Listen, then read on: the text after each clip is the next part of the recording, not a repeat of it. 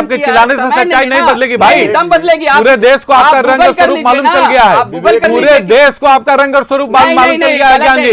आपके चिल्लाने से सच्चाई नहीं बदलेगी, आपके चिल्लाने से सच्चाई नहीं बदलेगी। शक्ति यादव को इसके बाद सुनेंगे, जरा घूम के आने दीजिए शक्ति यादव।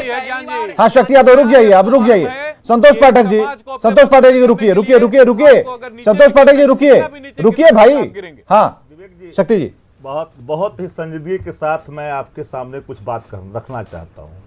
अगर इतने प्रखंडों में, इतने जिलों में पीएफआई की संगठन अगर फैल गई तो शासन क्या कर रही थी, सवाल नंबर 1। ठीक। सवाल नंबर 2, सनातन मेरा आवरण है, सनातन मेरा आचरण है, लेकिन सनातनी फांसीवाद देश के लिए खतरा है और इसका खिलाफत मैं करता हूं और करता रहूं। जो खतरा है आपके टीवी पर वो खतरा सामने है, लेकिन वो खतरा इनको नहीं, वो खतरा इनके पक्ष का है, आप समझ नहीं रहे हैं। ये वो खतरा इनके पक्ष का है, इसलिए वो खतरा इनको समझ ही में नहीं आएगा, उससे वोट लेना है, जिसका वोट लेना है। सनातन इनका कोई आचरण नहीं है, सनातन आचरण होता तो देश इतने बड़े संकट में नहीं फंसता। विवेक जी, संकट में देश को आप डाल रहे हो। सिर्फ एक बात इनसे पूछे, पिछले 8 वर्षों में, पिछले 8 वर्षों में देश के किसी भी सीमा के अंदर कहीं पर एक सिंगल बम ब्लास्ट नहीं होने दिया हम लोगों ने, सिंगल बम ब्लास्ट नहीं हुआ है।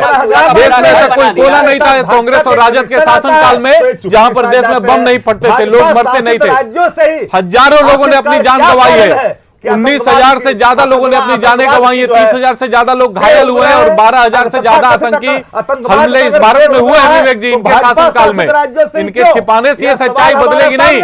देश के सामने जब सच्चाई आ गई है तो ये लोग आज भी जनता को बरगला रहे हैं, आज भी जनता को ये लोग बरगलाने का प्रयास कर रहे हैं। आप कह रहे हैं और जो आसन खतरा है विवेक जी, नहीं नहीं, आप आने वाला खतरा है, पाठक जी आप कह रहे हैं कोई धमाका नहीं हुआ। विपक्ष ये पूछ रहा है कि भाई जो भागलपुर में जो बम फट रहा था, कचरे के ढेर में बम फट रहा था, जो बांका में जो कांड हो गया, जो फरार चल रहा है, तो भाई जिम्मेदारी किसकी है? यही तो पूछ रहा है विपक्ष, इसका जवाब दीजिए, उसके बाद हम आगे बढ़ते हैं। और हम लोगों ने पकड़ा है सबको, हम लोगों ने पकड़ा है विवेक जी। किसको पकड़ लिया आपने? एक बात और मैं कहूं, आप अपने मेरिट से किसको पकड़ लिया भाई? 8 वर्षों में आपने अपनी मेरिट से किसको पकड़ा है? अरे छोड़िए ना आप, अरे सुनिए सुनिए, आपने अपने मेरिट से कितने लोगों को पकड़ा बता दीजिए, छोड़िए यहीं से बहस खत्म करते हैं। मैं छोटा सा आंकड़ा आपको दे रहा हूँ। अरे भाई आप अपने मेरिट से कितने लोगों को पकड़ते हैं? मौत का सौदागर। अरे आईबी की रिपोर्ट पर आपकी पुलिस चलती है नहीं है, और छिपाने के लिए चेहरे पर नकाब नहीं बची है। उल्टा पुल्टा मत घुमाइए, नहीं तो हम आएंगे संजय जी के पास। चल रहे हैं ये लोग। नहीं ठीक है, डॉक्टर संजय कुमार, डॉक्टर संजय कुमार, सिर्फ एक बात, डॉक्टर संजय कुमार, कोई बात नहीं है, नहीं घुमाइएगा तो नहीं। आप 3 सवाल आपसे शक्ति सिंह यादव जी ने पूछा ना, शक्ति यादव के 3 सवालों का जवाब है आपके पास। आज ये लोग दोनों आदमी बैठ के गुमराह नहीं कर रहे देश को। अरे भाई गुमराह नहीं, संतोष पाठक जी, शक्ति सिंह यादव जी ने 3 सवाल पूछे, जिम्मेदारी को लेकर सवाल पूछे, धमाकों को लेकर सवाल पूछे, आप कहां चले जा रहे हैं?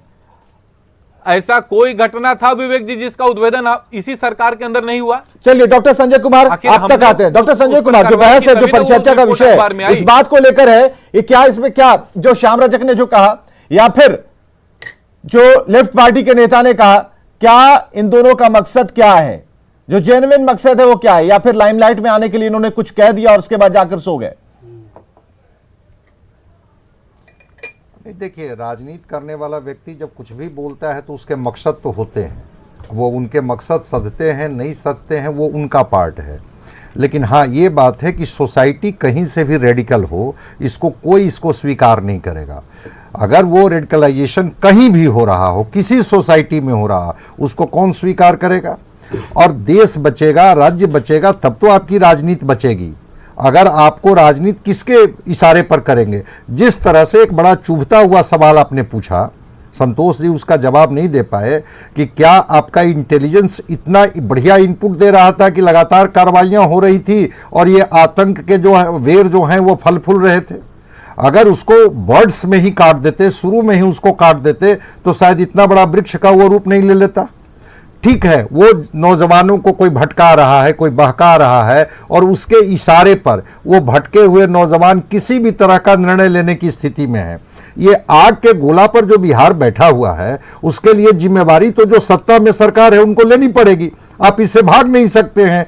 अगर आपका इंटेलिजेंस इतना ही इनपुट आपको दे रहा है, और आपके जो आज आप कह रहे हैं कि हमने एटीएस, एसआईटी, एनआईए, आईबी, सबको ईडी, सबको जो हमने आज झोंक दिया, जब चीजें सरफेस पर आई तब तो इसके पहले तो ट्रेनिंग दी जा रही थी।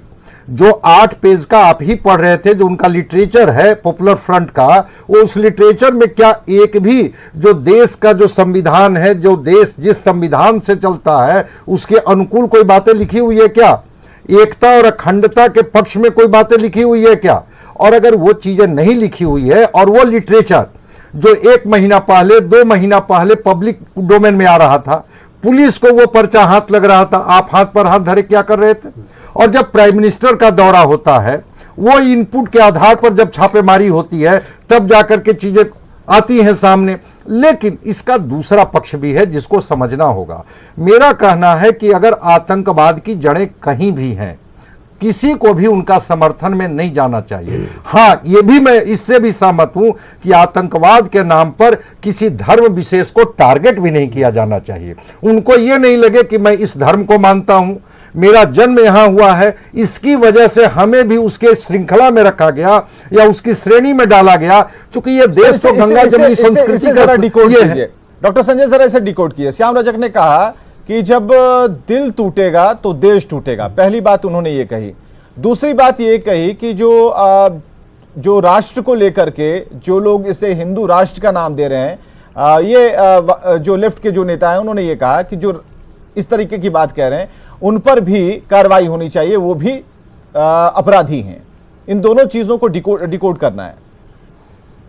देखिए, माले का क्या स्टैंड है वो तो वो बेहतर बताएंगे, लेकिन मैं कह रहा हूं कि जब देश को आज़ादी मिली, जिस समय भारत और पाकिस्तान का बंटवारा हुआ, पाकिस्तान ने तो अपने को इस्लामिक राष्ट्र घोषित कर दिया। बिल्कुल, उसकी स्वतंत्रता थी भारतीयों के पास। बंटवारा जो देश का हुआ था वो किस आधार पर हुआ था? धर्म के आधार पर बंटवारा हुआ था।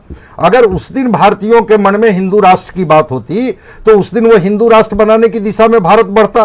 क्या हिंदू राष्ट्र बना? या बाद में आकर के इसको सेकुलर कहा गया, धर्मनिरपेक्ष कहा गया, कहा कि जितना हिंदुओं की इज्जत है उतना ही मुसलमानों को है, उतना ही सिखों को है, इतना बौद्धों का है। ये कहां किसी के मन में है कि हम उस राष्ट्र की तरफ बढ़ रहे हैं? कोई पार्टी आज सत्ता में है, कल वो पार्टी सत्ता में नहीं रहेगी। देश तो रहेगा, देश की संस्कृति रहेगी, देश की सभ्यता रहेगी, देश का गंगा जमुनी तहजीब रहेगा। इसलिए इस तरह की बात कह के वो कुछ नहीं, वो आग में घी डालने का काम कर रहे हैं, इसके अलावा वो कुछ नहीं कर रहे हैं। और मैं कहता हूं कि ऐसे लोगों को क्षणिक लाभ कुछ मिल सकता है, पोलराइजेशन करके कुछ क्षणिक लाभ वो ले सकते हैं। आग और घी वाली बात अगर कहेंगे तो पता चला कि ज्ञानरंजन जी उस महंगाई को उस पर जोड़ देंगे कि आग घी भी महंगी है और आग लगाना मुश्किल है। बहुत बहुत शुक्रिया आप सभी का आने के लिए, बहुत बहुत शुक्रिया और इस डिबेट का हिस्सा बनने के लिए। खबरें लगातार जारी हैं।